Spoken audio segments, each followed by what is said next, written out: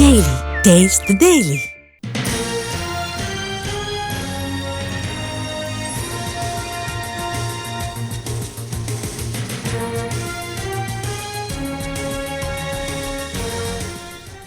రాజమండ్రి నుంచి ఎంపీ మిథున్ రెడ్డిని విజయవాడ తరలిస్తున్నారు. లిక్కర్ కేసులో రాజమండ్రి జైల్లో ఉన్న మిథున్ రెడ్డి రిమాండ్ ముగియడంతో ఏసీబీ కోర్టులో హాజరుపరచనున్నారు. మిథున్ రెడ్డి బెయిల్ పిటిషన్పై కూడా ఈ రోజు విజయవాడ ఏసీబీ కోర్టులో విచారణ జరగనుంది.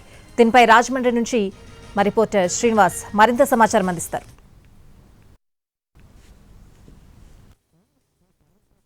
రాజమండ్రి సెంట్రల్ జైల్లో రిమాండ్లో ఉన్న ఎంపీ మిథున్ రెడ్డిని విజయవాడ ఏసీబీ కోర్టులో హాజరుపరచడానికి తీసుకుని వెళ్తున్నారు.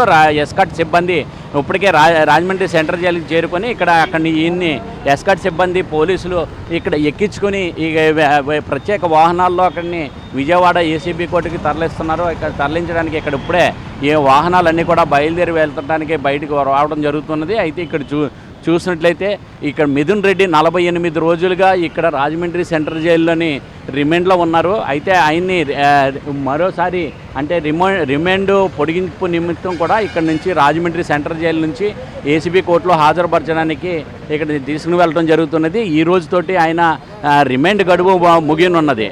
అయితే ఈ నేపథ్యంలో మరోసారి రిమాండ్ పొడుగుకు సంబంధించి ఆయన్ని ఇక్కడ నుంచి కూడా రాజమండ్రి సెంట్రల్ జైలు నుంచి ఇక్కడ ఎస్కాట్ సిబ్బంది అలాగే పోలీసులతోటి ఎస్కాట్ సిబ్బందితోటి భద్రతా ఏర్పాట్ల మధ్య ఇక్కడ నుంచి తరలించడం జరుగుతున్నది. ఇక్కడ మరొక 2.5 గంటల్లోనే విజయవాడ ఏసీబీ కోర్టులో మిథున్ రెడ్డిని హాజరుపరచనున్నారు.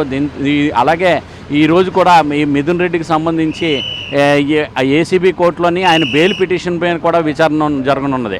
అంటే ఈ నేపథ్యంలోని మరోసారి రిమాండ్ పొడిగింపు కొనసాగుతుందా లేకపోతే ఆయన బెయిల్పై విడుదలవుతారా అనేది మట్టికి ఉత్కంఠ నెలకొన్నది. వైఎస్ఆర్సీపీ శ్రేణులు అయితే ఆయన మిథున్ రెడ్డికి బెయిల్ వస్తుందని చెప్పేసి ఆశాభావంతో ఉండటం జరుగుతుంది. ఆయన చూసినట్లయితే ఇప్పుడే బయలుదేరి వెళ్ళారు.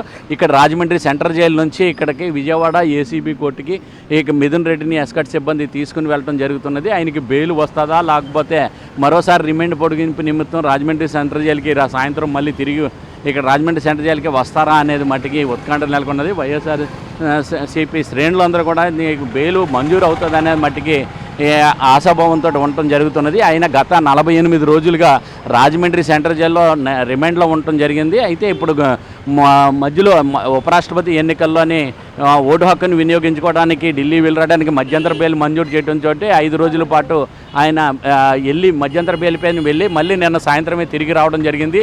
ఈరోజు మళ్ళీ రిమాండ్ ముగియటంతో ఈరోజు మళ్ళీ విజయవాడ ఏసీబీ కోర్టులో హాజరుపరచడానికి మిథున్ రెడ్డిని విజయవాడ తీసుకుని వెళ్తున్నారు. రాజమండ్రి సెంట్రల్ జైలు నుంచి ఇప్పుడు బయలుదేరిన వాహనాలు మరో 2.5 గంటల్లోనే విజయవాడ ఏసీబీ కోర్టులోకి తీసుకుని వెళ్ళి అక్కడ విజయవాడ ఏసీబీ కోర్టులో మిథున్ రెడ్డిని అక్కడ హాజరుపరచనున్నాడు. తర్వాత అదే సమయంలోనే కూడా ఈ లిక్కర్ స్కామ్ కేసులోని కూడా బెయిల్ పిటిషన్ మీద కూడా మిథున్ రెడ్డి బెయిల్ పిటిషన్ మీద అక్కడ విచారణ కూడా కొనసాగనున్నది. అయితే ఏం జరుగుతుంది, బెయిల్ వస్తుందా లేకపోతే మళ్ళీ రిమాండ్ పొడిగింపు నిమిత్తం రాజమండ్రి సెంట్రల్ జైలుకి మళ్ళీ తిరిగి వస్తారా అనేది మట్టికి ఉత్కంఠ నెలకొని ఉన్నది. కెమెరామెన్ వాసుతో శ్రీనివాస్, ఎన్టీవీ, రాజమండ్రి.